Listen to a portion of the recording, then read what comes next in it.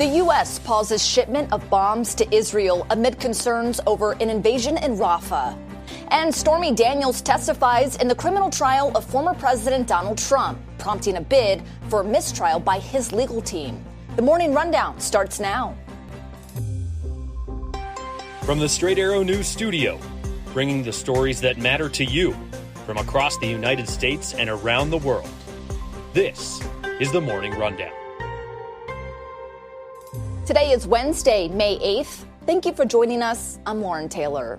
Last night, the Biden administration confirmed the United States paused shipments of ammunition to Israel last week over concerns about a major ground operation in the Gaza border city of Rafah.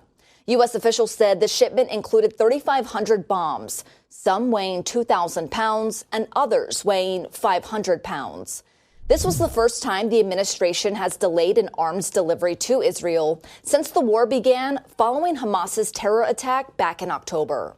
The revelation came just hours after the Israeli military sent tanks into Rafah in what the U.S. and Israel described as a limited operation, with Israeli forces seizing control over the crossing with Egypt, a vital corridor into the Gaza Strip for humanitarian aid. The U.S. has repeatedly warned Israeli Prime Minister Benjamin Netanyahu against a major offensive in Rafah, where more than 1 million Palestinians have relocated. House Speaker Mike Johnson said this decision to withhold weapons is not the will of Congress, following the passage of the latest foreign aid bill last month. Speaking at a Holocaust remembrance ceremony at the Capitol on Tuesday, President Biden did not mention the delay, but spoke out against the surge of anti-Semitism in America and around the world, including on college campuses. The president also again made clear of America's continued support of Israel. To the Jewish community, I want you to know, I see your fear, your hurt, and your pain. Let me reassure you, as your president, you're not alone. You belong. You always have and you always will. And my commitment to the safety of the Jewish people, the security of Israel, and its right to exist as an independent Jewish state is ironclad, even when we disagree. Today marks the deadline for the State Department to report to Congress on whether Israel's use of U.S. weapons in Gaza is violating international humanitarian laws. Though Reuters reports the department is likely to miss this deadline. Also today, Defense Secretary Lloyd Austin will testify before the Senate Appropriations Committee, where it is expected he'll be questioned about the administration's policies. Russian missiles and drones targeted nearly a dozen Ukrainian infrastructure sites early this morning, damaging 3 Soviet-era thermal power plants.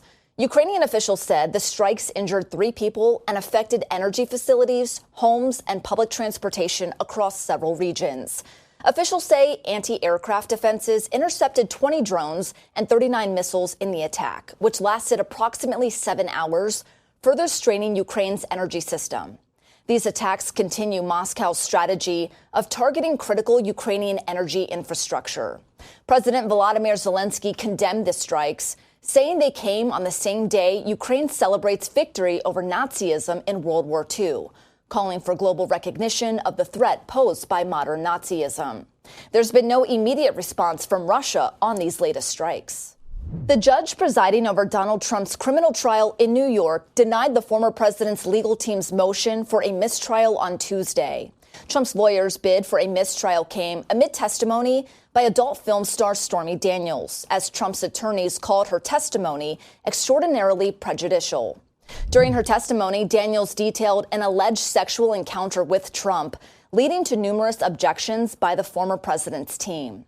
Trump's team said her testimony was not relevant to the case, where Trump is accused of falsifying business records to hide hush money payments his former lawyer allegedly gave to Daniels during the 2016 presidential election. While dismissing the retrial motion, the judge did say he agreed that, quote, it would have been better if some of these things had been left unsaid, but argued that Trump's team should have raised more objections. Trump has denied the encounter with Daniels ever happened and has pleaded not guilty in the case. Daniels will return to the stand for further cross-examination on Thursday when the trial resumes. Officials have recovered the body of the final missing worker from the collapse of Baltimore's Francis Scott Key Bridge in March as crews prepare to demolish the wreckage.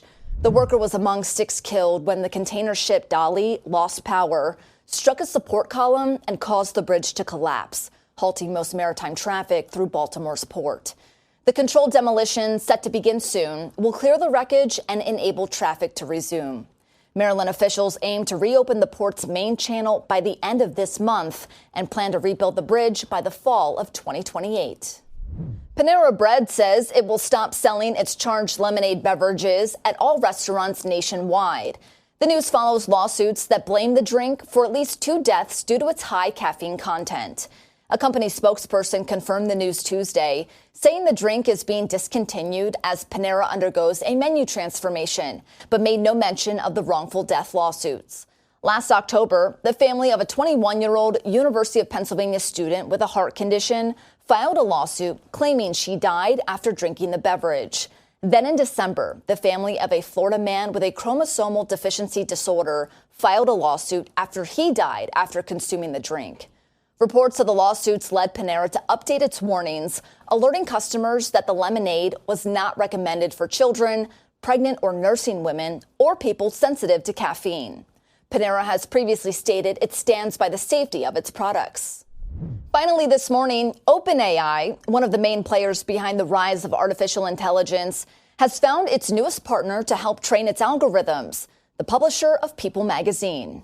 Dotdash Meredith, the company behind brands like Better Homes and Gardens, Food and Wine, and InStyle, says the partnership and licensing agreement will enhance OpenAI's ChatGPT system with trusted content, including recipes, health information, entertainment coverage, and product reviews. ChatGPT users will soon see the links to the publisher's various sites in relevant responses. In addition, as part of the agreement, OpenAI will work with Dotdash Meredith to create new AI products for its readers and help with its ad targeting tool. These are your stories for this Wednesday. You can get the latest unbiased straight facts anytime by downloading the Straight Arrow News mobile app. We'll see you back here tomorrow. Until then, I'm Lauren Taylor. Have a great day.